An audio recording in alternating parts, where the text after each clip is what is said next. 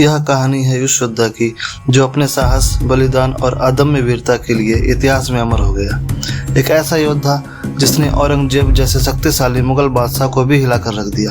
यह कहानी है छत्रपति संभाजी महाराज की, जो न केवल एक वीर राजा थे बल्कि एक धर्मवीर। 14 मई 1657 पुरंदर किला, मराठा साम्राज्य के सबसे बड़े योद्धा छत्रपति शिवाजी महाराज के घर एक बालक का जन्म हुआ। नाम रखा गया संभाजी। लेकिन किसे पता था कि यह बालक इतिहास में वीरता का प्रतीक बन जाएगा। संभाजी सिर्फ एक महान योद्धा ही नहीं बल्कि एक विद्वान भी थे। उन्होंने संस्कृत, फारसी, मराठी और कई अन्य भाषाओं में महारत हासिल की थी। लेकिन किस्मत को कुछ और ही मंजूर था।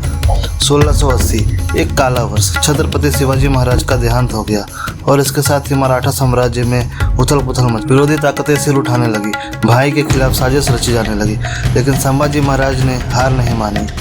संभाजी का अब मराठा साम्राज्य के दूसरे छत्रपति बने और उसकी असली परीक्षा अब शुरू। संभाजी महाराज के सामने सबसे बड़ा दुश्मन था मुगल बादशाह औरंगजेब। औरंगजेब चाहता था कि मराठा साम्राज्य हमेशा के लिए खत्म हो जाए। लेकिन क्या यह इतना? संभाजी महाराज ने एक के बाद एक मुगलों के कई बड़े हमले नाकाम किए।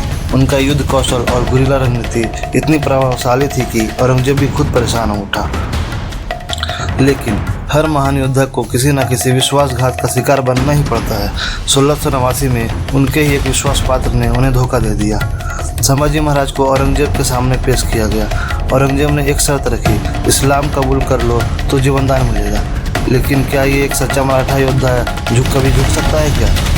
संभाजी ने बोला, मरना मंजूर है लेकिन धर्म नहीं छोड़ूंगा।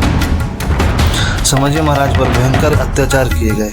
उनकी आंखें फोड़ने की कोशिश की गई, शरीर पर गर्म लोहे से जलाया गया, लेकिन उन्होंने हार नहीं मानी। आखिरकार 11 मार्च 1689 को उन्होंने वीर गति प्राप्त की। संभाजी महाराज की शहादत बेकार नहीं गई। उनकी मृत्यु ने मराठा साम्राज्य को और ज़्यादा ताकतवर बना दिया। कुछ ही सालों में मराठों ने मुगलों को परास्त कर दिया। संभाजी महाराज सिर्फ एक योद्धा नहीं थे, वो एक विचारधारा थे, एक ज्वाला थे जो कभी बुझ नहीं सकती। वो आज भी मराठा के दिल में जिंदा है। अगर आपको यह कहानी पसंद आई तो इसे ज़्यादा से ज़्यादा शेयर करें और संभाजी महाराज के शौर्य को दुनिया तक पहुंचाएं।